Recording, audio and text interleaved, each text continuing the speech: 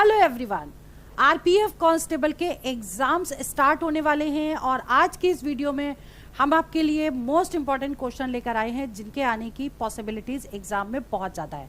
मैं अंजलि शर्मा, चलिए आपकी वीडियो स्टार्ट करते हैं। और इसमें हमने मैथ्स में 10 क्वेश्चन लिए हैं जो बहुत इंपॉर्टेंट, इनके रिविजन और प्रैक्टिस लास्ट मोमेंट पे जरूर करनी चाहिए। तो चलिए क्वेश्चन नंबर 1 देखिए। क्वेश्चन नंबर 1 है, the area of trapezium shaped field is 1720 metre square. मतलब कि जो ट्रेपेजियम है यानी कि समलंब चतुर्भुज है उसका एरिया दे रखा है, ये शेप हो गया ट्रेपेजियम का, और एरिया कितना दिया है 1720 मीटर स्क्वायर। ठीक है। The distance between parallel side is 40 metre. दो पैरेलल लाइन के बीच की डिस्टेंस दे रखी है, तो पैरेलल साइड ये है और ये पैरेलल साइड है, तो इनके बीच की जो डिस्टेंस दे रखी है ये है 40 मीटर। और आगे the length of one parallel side is 48। अगर ये 48 अगर ले लें 48 मीटर, तो आपको बताना क्या है, what is length of other parallel side. इसको हम मान लें B और ये हो गया आपका A और इसको हम मान लें H मतलब हाइट। ठीक है।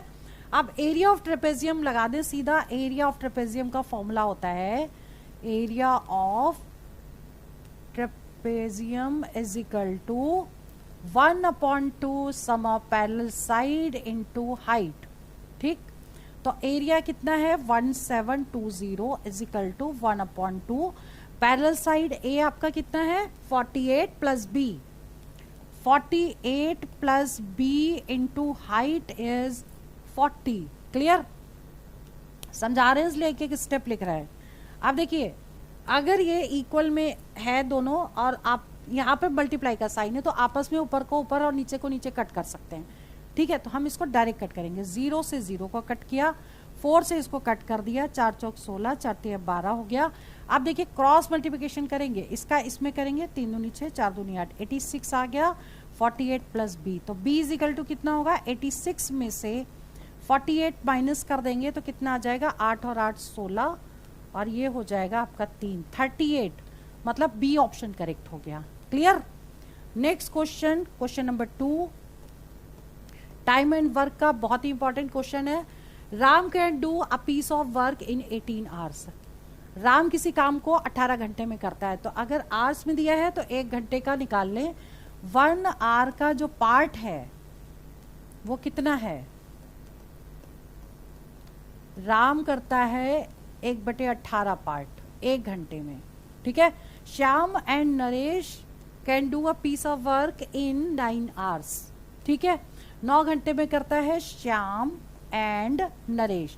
श्याम को एस से लिखा है, नरेश को एन से, तो 1/9 हो गया। ठीक है।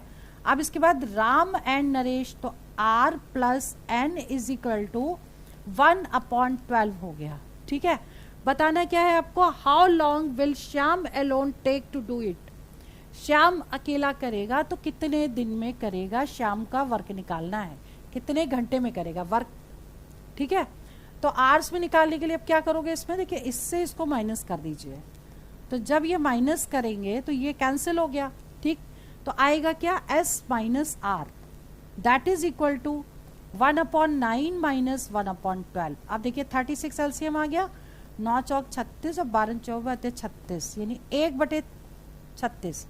S minus R is equal to 1/36 आ गया। अब R की वैल्यू अगर यहां से ये आप पुट कर दें तो S आ जाएगा। ठीक है। तो S माइनस R की वैल्यू पुट की 1/18 इज इक्वल टू 1/36 हो गया। तो S इज इक्वल टू कितना हुआ 1/36 प्लस 1/18। 36 एलसीएम ले लिया तो कितना आ गया 1 प्लस 18 दूनी 36, 3/36 का मतलब हुआ, कट कर दो, 3 एकम 3, 3 दूनी 6, 1/12। 1/12 क्या निकला 1/12 क्या हो गया, जो श्याम ने किया है 1 घंटे में काम, तो पूरा काम कितने में, इसका रेसिप्रोकल कर दीजिए, 12 घंटे आंसर आ जाएगा, यानी C ऑप्शन करेक्ट हो गया। Clear? Now question number third question है आपका डेटा इंटरप्रिटेशन का क्वेश्चन है ये। ठीक है। डेटा इंटरप्रिटेशन में एक क्वेश्चन श्योर शॉर्ट आता है, कई बार 2 भी पूछ लेते हैं। इसमें ज्यादातर लाइन ग्राफ वाले क्वेश्चन और पाई चार्ट वाले क्वेश्चन पूछे जाते हैं। ठीक है। तो चलिए देखिए इसमें क्या दे रखा है, ये पाई चार्ट का क्वेश्चन है। Pie chart shows the percentage of population in 5 villages in a year. एक साल के 5 गांव की पॉपुलेशन का परसेंटेज दिया हुआ है, ठीक है। और विलेज है A B C D E, ठीक। तो ए में कितना 15% हुआ, बी में 20%, सी में 25%, डी में 30% और ई में 10%। क्वेश्चन क्या पूछा गया है, find ratio of population in village b and d. B और डी के विलेज का रेशियो बताना है कितना होगा, ठीक है। क्वेश्चन बहुत इजी होता है, लेकिन अगर ग्राफ समझ में आएगा तभी इजी रहेगा, ठीक है। तो बी अपॉन डी आपको निकालना है। तो बी कितना है, कितना परसेंटेज है, 20 है। तो 20% ऑफ टोटल, तो हम इसको लिखेंगे नहीं क्योंकि रेशियो निकालना है, तो लिखने की जरूरत नहीं क्योंकि वो कैंसिल आउट हो जाएगा, ठीक है। और डी का कितना है, 30% है। 0 से 0 कैंसिल हो गया, 2:3 इसका रेशियो आ गया, मतलब सी ऑप्शन करेक्ट हो गया। Clear. Next question, question number 4। Fourth proportion निकालना है, ये आपको दे रखा है, ठीक है। तो फोर्थ प्रपोर्शन निकालते कैसे हैं ये समझिए। रेशियो प्रपोर्शन का क्वेश्चन एग्जाम में जरूर पूछते हैं। a प्लस बी का whole square into a cube minus b cube, ratio a cube plus b cube, proportion का साइन आ गया, a square minus b square is to a. मतलब ये फोर्थ प्रपोर्शन है, ये हमको फाइंड करना है, ठीक है। पहले हमने इसको इस फॉर्म में लिख लिया, अब इसको करेंगे कैसे सॉल्व। दूर का दूर से इंटू इज इक्वल टू पास का पास से इंटू, ठीक है। तो दूर का दूर से इंटू यानी ये इंटू ये, a प्लस बी का whole square into a cube minus b cube into a is equal to पास का पास से into a cube plus b cube और a square minus b square, ठीक है। क्लियर। अब आपको क्या करना है, ए की वैल्यू निकालनी है, तो क्या लिखोगे, a cube plus b cube a square minus b square upon a plus b का होल स्क्वायर और a cube minus b cube, ठीक है। अगर ये ऑप्शन में दिया है तो उसको डायरेक्ट टिक करेंगे, अदरवाइज इसको हम सॉल्व कर लेंगे, फॉर्मूला लगाएंगे, हो सकता है कुछ कैंसिल हो जाए। तो देखिए ऊपर अगर हमने फॉर्मूला लगाया, ठीक, तो a cube plus b cube का formula a plus b a square plus b square minus a b, ये तो हो गया फॉर्मूला किसका, a cube plus b cube का, ठीक है। अब a square minus b square का फॉर्मूला लगाएंगे तो a minus b into a plus b. Clear. नीचे क्या आ जाएगा, ए प्लस बी का whole square as it is लिखिए, और यहाँ पे फॉर्मूला क्या लगेगा, a minus b a cube minus b cube का, a minus b a square plus b square plus a b, ठीक है। अब देखिए इससे ये स्क्वायर कैंसिल हो गया और इससे ये पूरा कैंसिल हो गया, ठीक है। ए माइनस बी से ए माइनस बी कैंसिल हो गया, आंसर क्या आ गया, आंसर आ गया a square plus b square minus a b upon a square plus b square plus a b. मतलब ये इसका आंसर आ गया, ये आंसर करेक्ट है। क्लियर, ठीक है। चलिए आगे बढ़ते हैं, क्वेश्चन नंबर 5 देख लीजिए। वेरी इंपॉर्टेंट क्वेश्चन, थोड़ा डिफरेंट है, ध्यान से समझिएगा, और इजी है, टफ नहीं है बिल्कुल भी, ठीक है। If x minus 2 is a factor of 2x square plus 12kx minus 25k, find k, ठीक है। ये ऑप्शन दिए हुए हैं, क्लियर।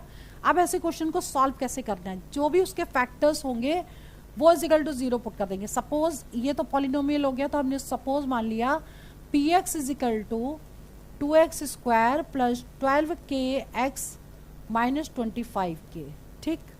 तो ऐसे केस में देखिए x की वैल्यू 2 पुट करनी है यहाँ, तो p2 इज इक्वल टू 0 होगा, तो ये x की जगह 2 पुट कर, x की जगह 2 पुट करिए, 2 into 2 square plus 12k into 2 minus 25 into 2 is equal to x की वैल्यू पुट कर रहे हैं, ठीक है।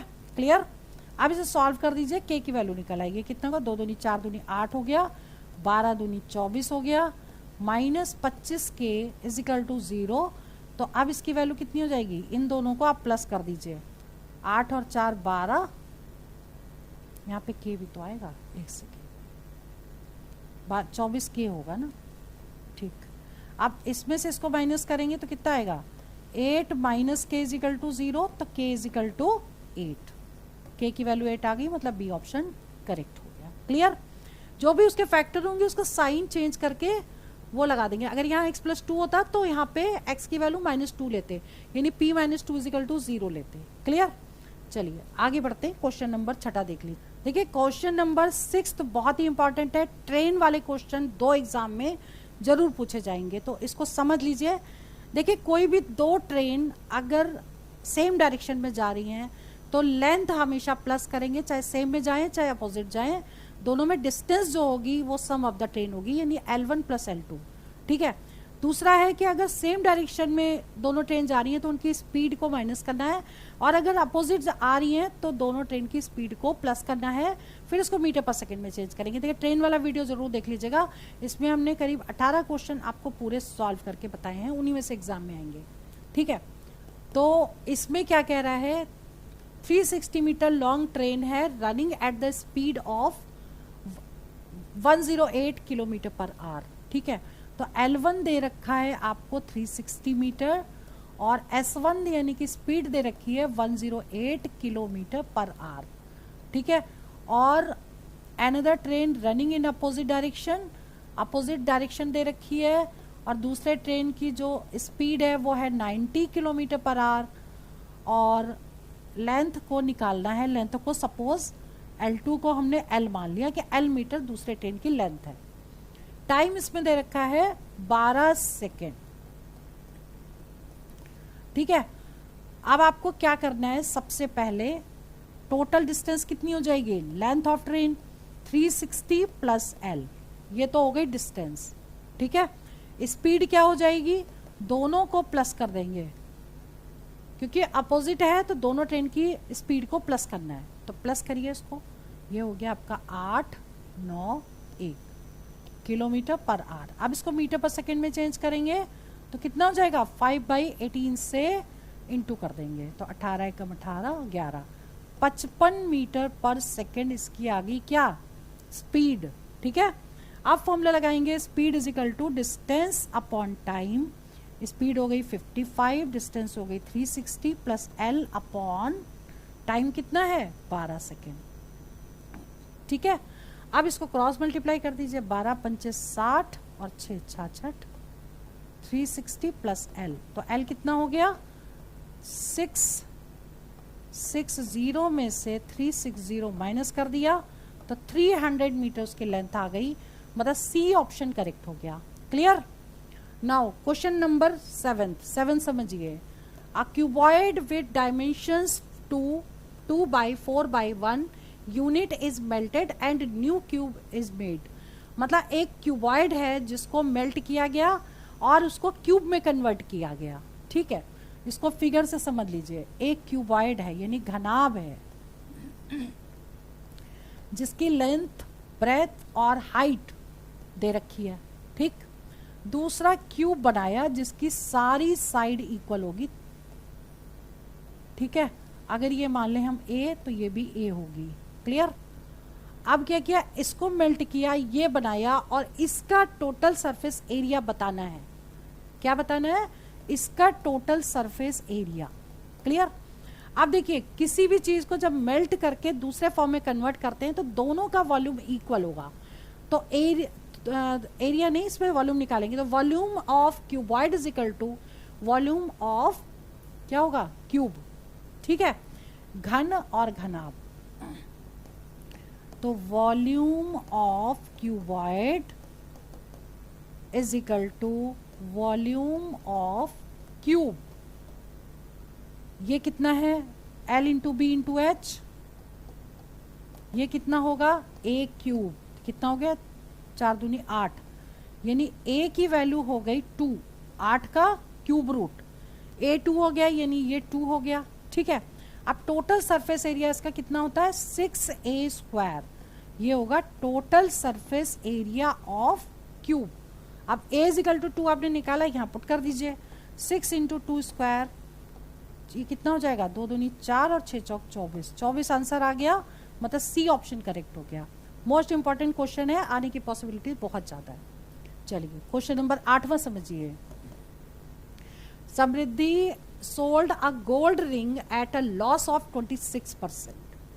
प्रॉफिट लॉस का क्वेश्चन है, 3 क्वेश्चन इसमें से आते हैं, percentage, profit loss and discount के, ठीक है। Samriddhi sold a gold ring, 26% पे उसने लॉस पे बेचा। कॉस्ट प्राइस गोल्ड की दे रखी है, तो हम इसको सबसे पहले लिख लें। कॉस्ट प्राइस कितनी है 38500, सेलिंग प्राइस आपको निकालनी है। लॉस कितना दे रखा है, लॉस 26% दे रखा है। क्लियर। अब आप कैसे निकालोगे, इसका 26% निकालो, टोटल कितना लॉस हुआ, तो 26% का मतलब ये, और इंटू 38500, ठीक। 2 0 से 2 0 कैंसिल हो गए, और इसको जो है 385 को 26 से मल्टीप्लाई कर दो। 6 पंचे 30 हो गया, और 6 चंग 36, 6 सत्ते 42, 6 अट्ठे 48, 8 9 10 11, ठीक है। 5 आ गया कैरी, 6 12 6 18, 18 19 20 21 22 23 हो गया, ठीक है। चलिए 5 दूनी 10, 8 दूनी 16 और 1 17, 3 दूनी 6 और 1 7, इनको जोड़ देते हैं। 1 7 3 10, 7 3 10, इतने रुपए का उसको लॉस हुआ है, ठीक है।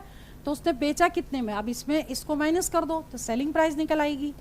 तो selling price is equal to कितना होगा, 38500 में 01001, इसको माइनस करो 09। अब देखिए कैरी गया, यहाँ 4 आ गया, यहाँ आ गया 8, यहाँ आ गया 2, 28490, मतलब ए ऑप्शन करेक्ट हो गया। क्लियर, ठीक है। नेक्स्ट क्वेश्चन 9th एवरेज का क्वेश्चन है, बहुत ही इंपॉर्टेंट है।